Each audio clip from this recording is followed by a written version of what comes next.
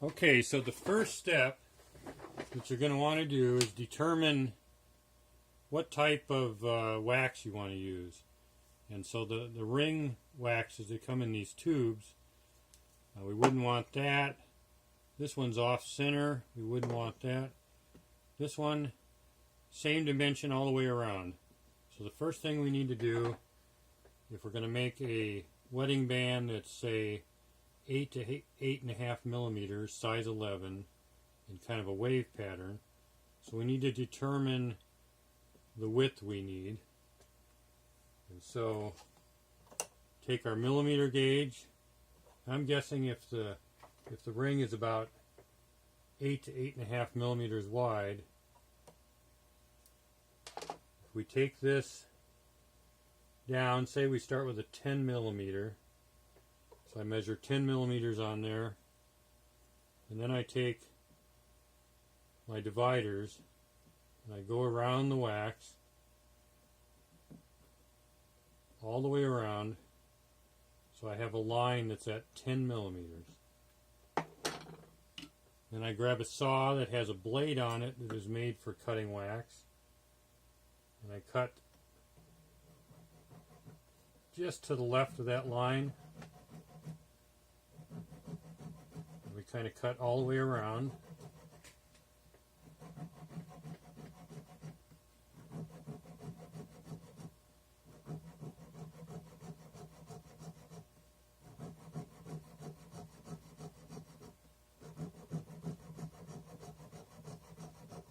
I like to go all the way around because then it helps me keep the cut nice and straight. It's so easy to go crooked with one of these big blades like this. So we cut that off. Next thing we have to do is make sure that both sides are flat. So I have a file here that's pretty aggressive. I bought this file at Harbor Freight. They're like $7. You get like 6 or 7 files. It's nice and aggressive. So we want to cut that flat. Both sides. Nice and filed flat. Take the millimeter gauge. It's right around 10 millimeters. Next thing we want to do is you have a tool like this. It's kind of a reamer. It's made for wax. And so we want to you hold it in your hand real tight, and you turn this. See if I can get a better angle for you. You turn it, and it reams out the center of the wax. And you want to keep, first I did this side, now I'm going to turn it over and do this side. And you keep going around, and we got to get it all the way up to an 11. So we got a ways to go.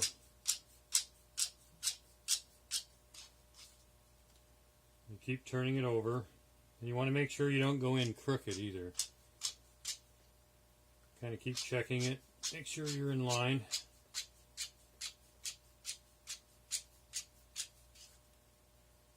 Okay. Now the other side.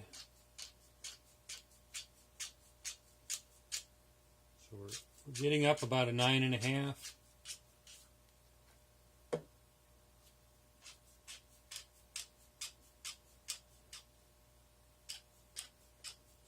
So as we start getting closer to the size we want, which is an 11,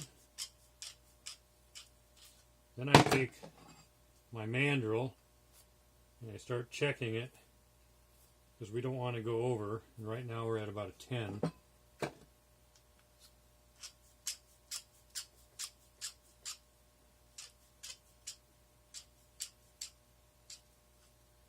we're getting really close to the 11.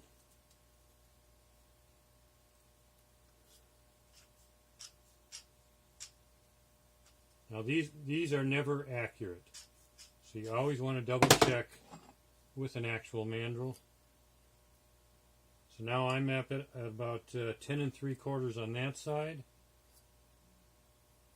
and about 10 3/4 on that side. cut a little more. You always got to figure that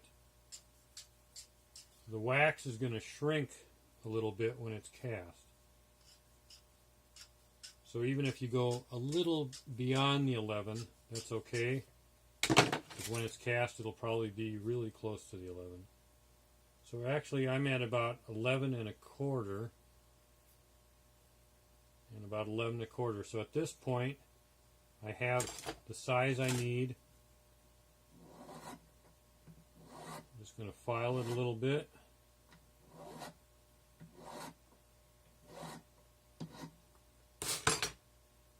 And so now I have the right size. The next thing, this is way too wide, and so the customer has said they want about a 3 millimeter wide band. So we take the dividers, we run this to about 3 millimeters, place it on the side, on the inside, and run it all the way around so that we can see how thick this band needs to be. We do that on both sides.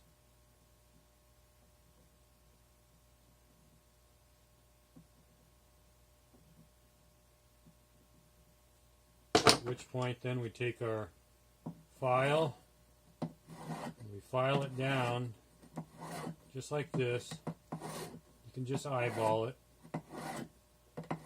until we get to 3 millimeters. Flip it over. See, I hold way up off the handle. File's kind of long.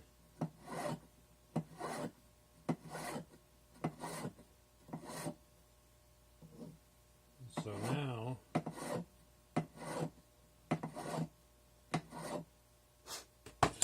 that's about it. That's how we prepare it to this point. Now I'll do a second video on the next step. Thank you.